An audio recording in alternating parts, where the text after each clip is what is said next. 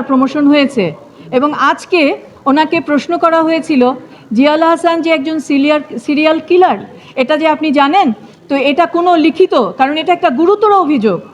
একটা গুরুতর অভিযোগ যখন দেওয়া হয় একজন সেনাবাহিনীর অফিসারকে, তখন কিন্তু সেটা সম্পূর্ণভাবে সেটা তদন্ত করা হয়। তো এবং এই কারণে আপনি কোনো লিখিত বা কোনো তদন্ত বা কোনো কিছু করেছেন কিনা উনি অস্বীকার করেছেন। উনি বলেছেন যে এটা আমার মনে নাই, এটা আমার ব্যক্তিগত মতামত।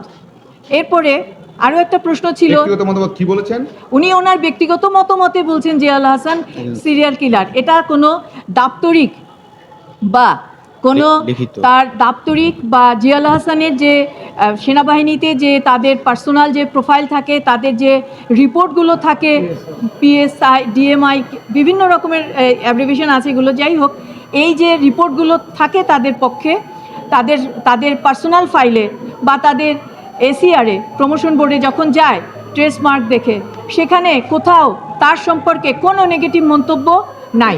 এটা আমি জোর দিয়ে বলছি এবং আমরা ভবিষ্যতে এই রিপোর্টগুলো হয়তো চাবো। এখন উনি কিন্তু বলেছেন যে আমার জানা নাই, কারণ এত বছর হয়ে গেছে, আমার মনে নাই। ওনার এটা ওনার নিজের ব্যক্তিগত অভিমত। উনি যখন নিন্দা করতে হয় সেনাবাহিনী, সেটা খুব ভালোভাবে পারেন। উনি সেনাবাহিনীকে মাটির নিচে নামায় দেওয়ার জন্য উনি খুব দক্ষ মানুষ, কিন্তু যখন আপনি কোশ্চেন করেন তখন আর উনি সেটা বলতে পারেন না। এইটুকুই আজকে আপনাদের জন্য। আরও হবে, আরও চলবে।